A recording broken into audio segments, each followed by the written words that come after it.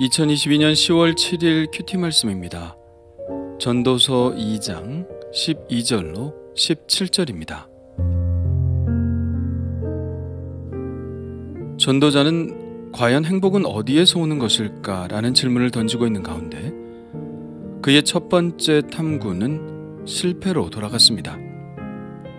유유자적한 삶과 창조적인 행위를 통해서 문화를 만들고 향유하며 그것에서 행복을 찾으려고 했지만 그에게 영속적인 행복을 주지는 못했었죠.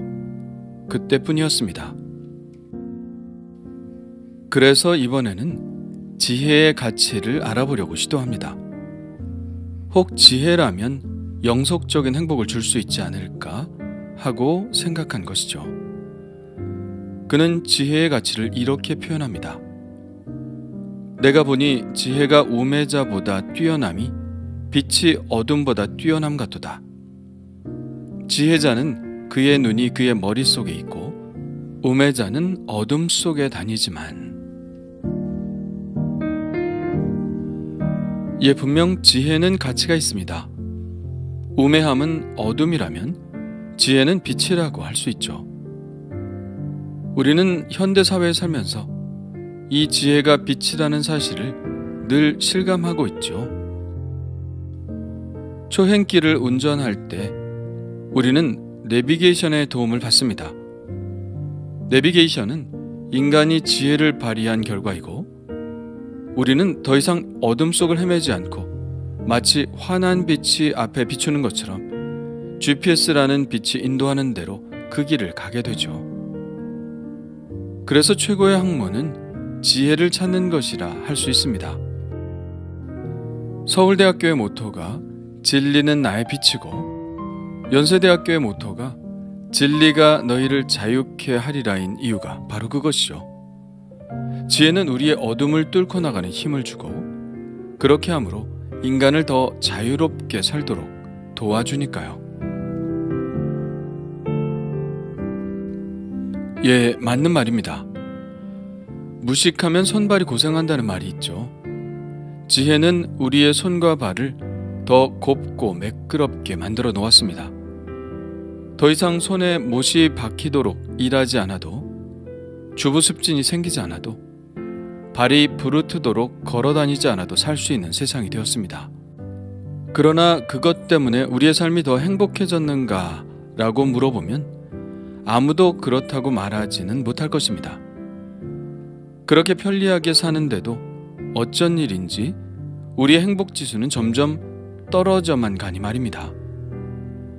사는 건 분명 비교할 수 없이 많이 편해졌는데 우리가 느끼는 행복은 그 반대로 가는 것 같습니다.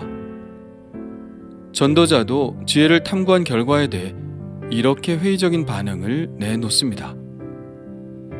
지혜자는 그의 눈이 그의 머릿속에 있고 우매자는 어둠 속에 다니지만 그들 모두가 당하는 일이 모두 같으리라는 것을 나도 깨달아 알았도다.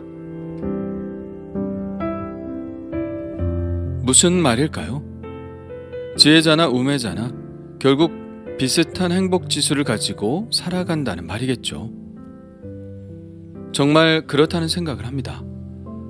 컴퓨터를 처음 만든 사람들은 어떤 의도로 만들었을까요? 컴퓨터의 시작이 전자계산기라고 한다면 계산을 좀 더 빨리 하기 위해서 만들었을 것입니다. 그러면 그 시간만큼 여유를 좀 즐길 수 있으니까요. 컴퓨터가 우리의 계산하는 시간을 단축시켜준 것은 사실입니다. 계산뿐만 아니라 우리의 업무를 더 빠르게 할 수 있도록 도와주었죠. 그렇다면 우리는 컴퓨터 때문에 더 쉬는 시간이 많아졌어야 하는데 그렇게 되었나요? 아니요, 전혀 반대가 되었습니다. 우리의 삶은 컴퓨터 때문에 더 바빠졌죠. 지혜자나 우매자나 모두가 당하는 일이 같다는 말이 맞습니다. 한때 그런 노래가 유행을 한 적이 있습니다. 세상은 요지경 속이다. 잘난 사람 잘난 대로 살고 못난 사람 못난 대로 산다. 지혜자든 우매자든 삶은 다 거기서 거기라는 것이죠. 그러나 14절의 말씀, 그들 모두가 당하는 일이 모두 같으리라는 이 말씀은 고된 삶이라는 측면에서만 이야기한 것이 아닙니다. 궁극적으로 전도자가 염두에 두고 있는 것은 바로 죽음이죠. 16절에 이렇게 말합니다. 지혜자도 우매자와 함께 영원하도록 기억함을 얻지 못하나니 후일에는 모두 다 잊어버린 지 오래일 것임이라. 오호라, 지혜자의 죽음이 우매자의 죽음과 일반이로다. 지혜자나 우매자나 죽음 앞에서는 동일한데 지혜자의 나음이 과연 무엇이겠냐는 것입니다. 큰 사건과 사고가 나면 우매자는 죽고 지혜자는 사는 것이 아닙니다. 지혜자나 우매자나 죽는 것은 다 마찬가지죠. 아니, 오히려 죽음 앞에서는 지혜자가 더 불리할 수도 있습니다. 천재방명이란 말 들어보셨나요? 모차르트도, 윤동주도, 이상도, 천재 중에 천재인 파스칼도 일찍 죽었습니다. 우매자이건 지혜자이건 죽음 앞에서 허무한 것은 마찬가지입니다. 그리고 그들의 삶도 영원히 기억되지는 못합니다. 결국 잊힌 이름들이 되고 말죠. 제가 아는 어떤 이는 서울법대를 졸업하고 사법고시를 합격한 후 첫 출근을 하기 전날 친구들과 술을 먹고 길을 갔다가 교통사고로 유명을 달리했습니다. 바로 다음 날이 첫 출근인데 말이죠. 누구라도 이 이야기를 들으면 이 전도자의 고백을 할 수밖에 없을 것입니다. 내가 내 마음속으로 이르기를 우매자가 당한 것을 나도 당하리니 내게 지혜가 있었다 한들 내게 무슨 유익이 있으리요 하였도다. 이에 내가 내 마음속으로 이르기를 이것도 헛되도다 하였도다. 그동안 얼마나 공부를 열심히 했을까요? 사법고시를 패스할 때까지 그 부모는 얼마나 자식에게 소망을 두었을까요? 그러나 그의 지식도 그의 지혜도 죽음 앞에서는 무력했습니다. 영원히 산다면 모르지만 죽음이라는 현실 앞에서 절망하기는 지혜자나 우매자나 다 마찬가지인 것이죠. 그렇다고 해서 지혜를 폄훼하고자 하는 것이 아닙니다.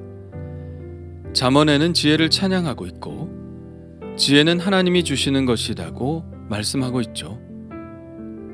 그리고 솔로몬 자신도 왕으로서 먼저 구한 것이 지혜였고 하나님이 주신 지혜로 나라를 잘 다스렸으니까요.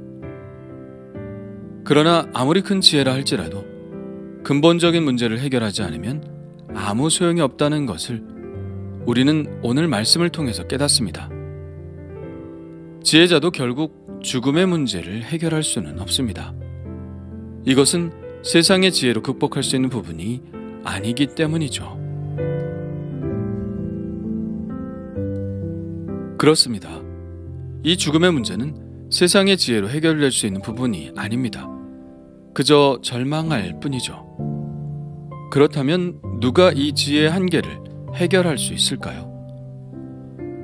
성경은 이렇게 말합니다. 지혜 있는 자가 어디 있느냐? 선비가 어디 있느냐? 이 세대의 변론가가 어디 있느냐? 하나님께서 이 세상의 지혜를 미련하게 하신 것이 아니냐? 하나님의 지혜에 있어서는 이 세상이 자기 지혜로 하나님을 알지 못하므로 하나님께서 전도에 미련한 것으로 믿는 자들을 구원하시기를 기뻐하셨도다.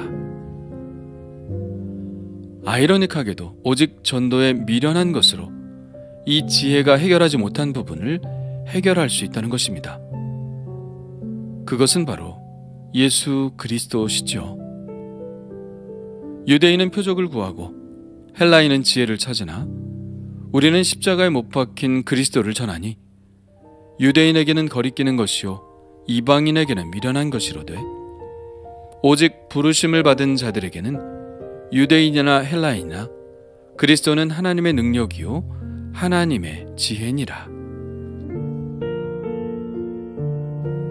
아무리 지혜로운 자라도 이 죽음의 현실을 극복하지 못한다면 그 지혜는 헛되고 헛된 것입니다. 하지만 이 죽음의 현실을 극복한 사람에게 있어서는 아무리 미련한 자라도 세상의 지혜자보다 낫죠. 그러므로 우리는 헛된 세상의 지혜를 자랑할 것이 아니라 십자가를 통해 우리의 죽음을 극복하게 하신 하나님의 지혜를 자랑해야 합니다. 죽음의 그늘이 드리워져 있는 한 우리의 삶에 참된 행복은 없습니다. 참된 행복은 육신의 죽음 이후에 있게 될 영원한 삶을 안 후에야 비로소 찾아오는 것입니다. 그렇다면 당신은 이 참된 행복을 찾았나요? 그리고 오늘 그 행복을 누리며 살고 있나요?